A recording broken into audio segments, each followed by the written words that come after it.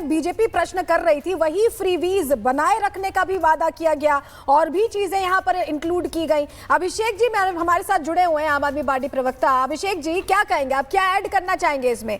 जिन freebies को लेकर प्रश्न उठा उनको आगे बढ़ाने की बात आई, क्या आपको लगता है ये एक बून की तरह काम करने वाला है आपके लिए? देखिए, ये चुनाव बड़ा ही स्पष्ट है। एक पार्टी है जो काम की राजनीति करती है, एक पार्टी है जो गुंडागर्दी करती है, एक पार्टी है जो दिल्ली की जनता की भलाई के लिए कार्य करती है, एक पार्टी डराने और धमकाने की बात करती है। एक पार्टी कहती है कि हमने 10 सालों में ये कार्य किया है, हमने बिजली दिया, हमने पानी दिया, हमने शिक्षा दिया, हमने स्वास्थ्य दिया, हमने महिलाओं को बस फ्री यात्रा दिया, हमने बुजुर्गों को यात्रा करा। अगले 5 सालों में हम 18,000 रुपए प्रतिमाह ग्रंथियों पुजारियों को देंगे, महिलाओं को 2100 रुपए देंगे, संजीवनी योजना के तहत हम बुजुर्गों का इलाज कराएंगे। दूसरी तरफ एक पार्टी है जो अरविंद केजरीवाल जी को हटाना चाहती है। एक तरफ एक पार्टी है जो 25,000 रुपए हर परिवार का बचत कराती है, दूसरी तरफ वो पार्टी कहती है 25,000 रुपए हम खत्म करके वो बोझ डालने का कार्य करेंगे। अंतर बड़ा स्पष्ट है। मैं तो आपकी चैनल के माध्यम से दिल्ली की जनता का अनुरोध करूंगा कि आप अपने घर से निकलिए। ये महापर्व है, ये लोकतंत्र का महापर्व। अपने वोट की ताकत से गुंडागर्दी करने वाले, नफरत फैलाने वाले जो ये जानते हैं, जो ये करना चाहते हैं कि गुंडागर्दी करके हम चुनाव जीतेंगे, अपनी वोट की ताकत से अभी अपील कर रहे हैं। लेकिन अभिषेक तिवारी साहब, उसका असर अभी तक दिल्ली वालों पर ज्यादा नजर नहीं आ रहा है। सुबह 9 बजे तक की अगर वोटिंग प्रतिशत की यहां पर हम बात करें, रोहन गुप्ता जी भी बीजेपी प्रवक्ता इस वक्त हमें यहां पर ज्वाइन कर चुके हैं। रोहन साहब, सबसे बड़ी बात यह है कि जो बातें अभी आम आदमी पार्टी की तरफ से कही जा रही हैं कि हमने उन तमाम चीजों को लेकर, तमाम मुद्दों को लेकर जो वोट है वो मांगा है, लेकिन एक पार्टी सिर्फ और सिर्फ गुंडाई कर रही है। बीजेपी पर बार बार वो गुंडाई का आरोप लगता है वो आम आदमी पार्टी की तरफ से। लेकिन सबसे बड़ी बात ये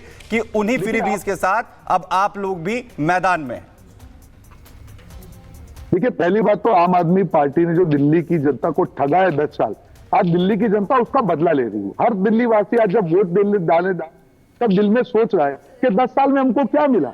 आज मोदी जी जो जिस प्रकार से भारत अविरत गति से आगे बढ़ रहा है, अगर भाजपा की 10 साल शासन होता, आज दिल्ली कहां पे होता? 10 साल में देखिए पूरे देश का विकास देखिए और दिल्ली का क्या हाल इन्होंने किया। तो जनता समझ रही है 10 साल काफी होते हैं किसी को मौका देने में, अब धोखे को मौका नहीं मिलेगा। शीश महल आप देखिए, 2000 करोड़ का शराब घोटाला देखिए, और इनकी आदत देखिए। आप इनको यमुना पे सवाल पूछेंगे, ये सामने किसी और को सवाल पूछेंगे।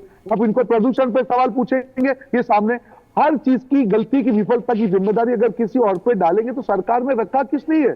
जनता सोचेगी ना, हर वोटर सोचेगा कि अगर हम इनको वोट देंगे और ये मजबूरी वाली बात करेंगे। परविंदर जी, जनता सोच रही, निकल क्यों नहीं रही है जनता घरों से? सोच तो रही है, निकल क्यों नहीं रही है? देखिए, सबसे पहले तो मैं आपके चैनल के माध्यम से जनता को अपील करना चाहूंगा, वो अपने घरों से निकलें और वोटिंग जरूर करें। क्योंकि आप वोट करके आ रहे हैं। मैं वोट करके आया हूं। मैं वोट करके आया हूं और ये आपका अधिकार है और आप वोट जरूर करिए, क्योंकि वोट आप चाहे जिस भी पार्टी को आप चाहते हैं, लेकिन आप वोट जरूर करिए। लेकिन जिस प्रकार आप कह रहे हैं कि वोटिंग परसेंटेज सेंट्रल दिल्ली में तो बहुत ही कम है और बाकी जगहों पे भी बहुत कम परसेंटेज है, और हम ये उम्मीद करते हैं जो पिछले चुनावों में जो वोटिंग परसेंटेज थी, ये उससे बढ़कर वोटिंग परसेंटेज इस बार हो, ताकि सब लोग इसके अंदर अपना भागीदारी का काम करें, वोटिंग करने जाएं। वोटिंग परसेंटेज का परमिंदर जी जिक्र करें, हर्ष दहिया जी जरा आपका छोटा सा कमेंट हम चाहेंगे इस पर। हम देख रहे हैं मिल्कीपुर में 13.34% मतदान 1 घंटे में। दिल्ली वासी नहीं जागरूक हैं क्या? देखिए, जहां समृद्धि ज्यादा होती है, ये अमूमन तौर पे देखा गया है, वहां पे वोटिंग परसेंटेज कम रहता है। मेरे सामने आंकड़े हैं, अगर हम 2024 के लोकसभा इलेक्शंस की बात करें तो 56% था। 2020 के विधानसभा इलेक्शन की बात करें तो 62.82% था। तो दिल्ली में ये सबसे बड़ी समस्या है कि लोग वोट करने के लिए कम निकलते हैं। और आप ये देखिए, जहां पे कॉलोनीज हैं, जहां पे क्लस्टर हैं, वहां पे वोटिंग परसेंटेज कंपैरेटिवली ज्यादा रहता है। जैसे कि सेठी साहब ने भी कहा कि सेंट्रल दिल्ली में और भी कम है, आपने भी बताया, तो सेंट्रल दिल्ली समृद्ध एरिया हो जाता है, वहां पे कम हो जाता है। और इसमें मैं बताना चाहूंगा कि जितना ज्यादा वोटर निकल के आएगा, मेरा ये पर्सनल एनालिसिस है, उतना ही इस बार बीजेपी को फायदा होना है और आम आदमी पार्टी को नुकसान। चलिए, लेकिन जनता तो ये सोचकर वोट करेगी ना हर्ष जी कि उनको किससे फायदा होने वाला है। जिससे फायदा होगा जनता को, जनता उसे वोट करेगी। मृदुला प्रगति भी इस वक्त हमारे साथ जुड़े हैं। मृदुल, तस्वीर दिखाइए वहां की। सबसे पहले जो स्टूडियो में चर्चा चल रही है वोटिंग परसेंटेज को लेकर, उसकी मैं तस्वीर आप सभी को दिखा देता हूं कि इस वक्त तस्वीर क्या है। अभी तक 8% के आसपास वोट हुआ है, लेकिन आप देखिए जरा, यहां पर लोग बहुत कम पहुंच रहे हैं। और ये सिर्फ एक बूथ नहीं है, मैं कई सारे बूथ पर पहुंच चुका हूं। कुछ लोग देखिए इक्का दुक्का अभी पहुंच रहे हैं, वोट करने के लिए जा रहे हैं, लेकिन अंदर भी ऐसी कोई बड़ी लाइन नहीं लगी हुई है। लोग पहुंच नहीं रहे हैं। इसका सीधा मतलब यह है कि अभी क्या उत्साह नहीं है। कुछ लोग हमारे साथ हैं। सर, आपने वोट कास्ट किया अपना? जी जी बिल्कुल किया। सर, क्या कहेंगे आप?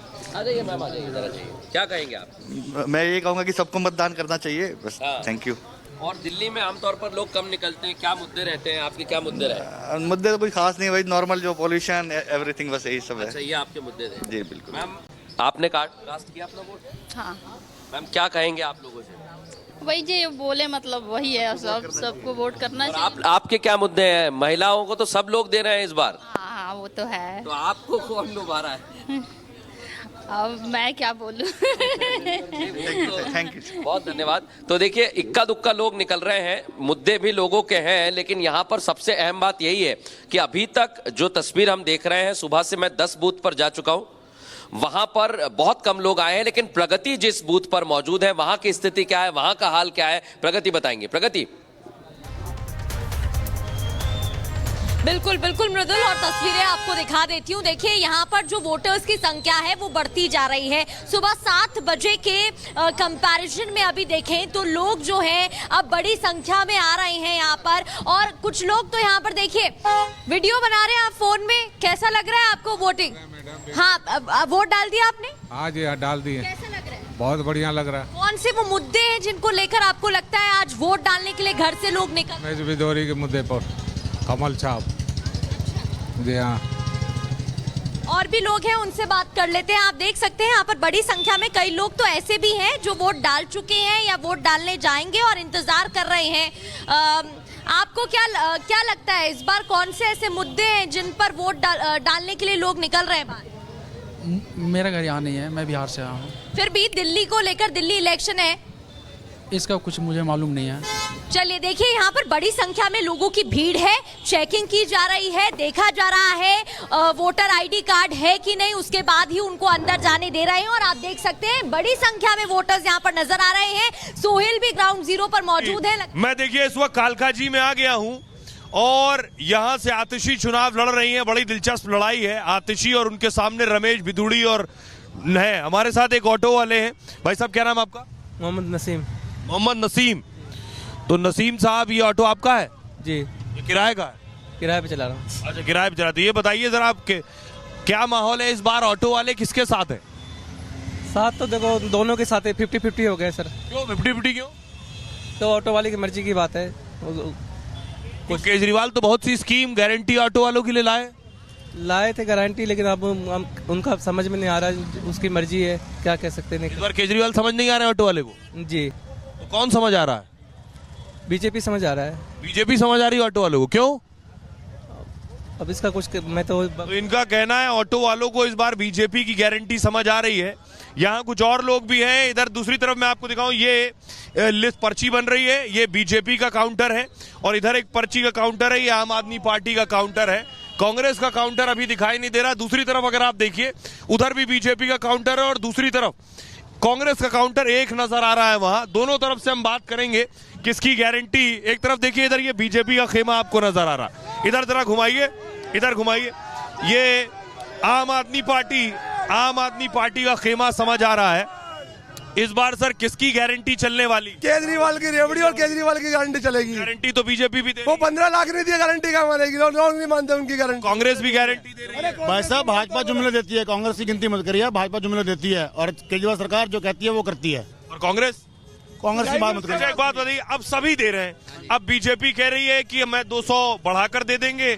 आपने 2100 कहा, उन्होंने कहा मैं 400 बढ़ा के 2500 कर देता हूँ। देखिए, चुनावी वादे करती है झूठे बीजेपी। जब भी कोई भी इलेक्शन आता है और वो इनकी बातें सारी जुमले होती है, झूठ होता है सरासर, वो लागू भी नहीं करती है। दूसरी स्टेटों में जाके लागे गए ना, बाकी स्टेटों में अगर वो दिल्ली में वादा ये तो केजरीवाल के लिए कह रहे हैं कि पंजाब में भी उन्होंने कहा था 1100 रुपए देंगे, एक पैसा नहीं दिया। भाई साहब, अभी क्या कार्यकाल खत्म हो गया सरकार का?